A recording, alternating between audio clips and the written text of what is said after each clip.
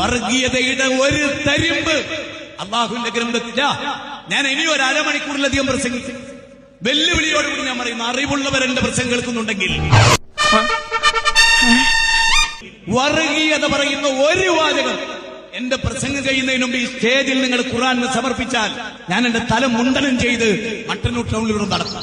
ഒരടിക്ക് കോളുണ്ടെന്നല്ലേ കേളപ്പെട്ട അശരീരി കേട്ടത്. ആർക്കും ഈ വെല്ലുവിളി ഏറ്റെടുക്കാം.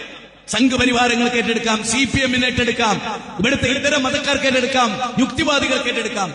വർഗീയതയുടെ ഒരു വാക്ക് എന്നോട് കളിക്കാൻ ധൈര്യം. ഖുർആനിലെ വർഗീയത അത് സംബന്ധിച്ച് താങ്കൾ മുന്നോട്ട് വെച്ച വെല്ലുവിളി, ഏതായാലും മട്ടന്നൂർ ഞാൻ ഉണ്ടായിരുന്നില്ല, പ്രസംഗത്തിന്റെ ഇടയ്ക്ക് കയറി വരാൻ ഉണ്ടായിരുന്നെങ്കിൽ നമ്മൾ വന്നേനെ. അതിൽ വെച്ച വെല്ലുവിളി നമ്മൾ ഏറ്റെടുത്തിരിക്കുകയാണ്.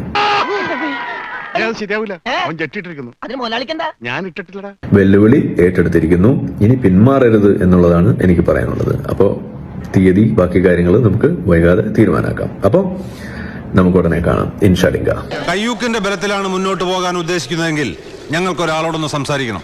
ആരോ ഒരുത്തൻ നിന്റെയൊക്കെ പിന്നിലുണ്ടെന്ന് ഊഹിച്ചിരുന്നു. എവിടെയാ അവൻ? വിളിക്കാലോ. പക്ഷെ ആ വിശ്വരൂപം കണ്ട് ഞെട്ടരുത്. അതേതാടാ ആ അവതാരം? അവതാരപ്പിറവികളുടെ മുഴുവൻ രൗദ്രഭാവം ആവാഹിച്ച ഈ മൂർത്തിക്ക് ഇപ്പൊ പേര് നരസിംഹം എന്നാണ്.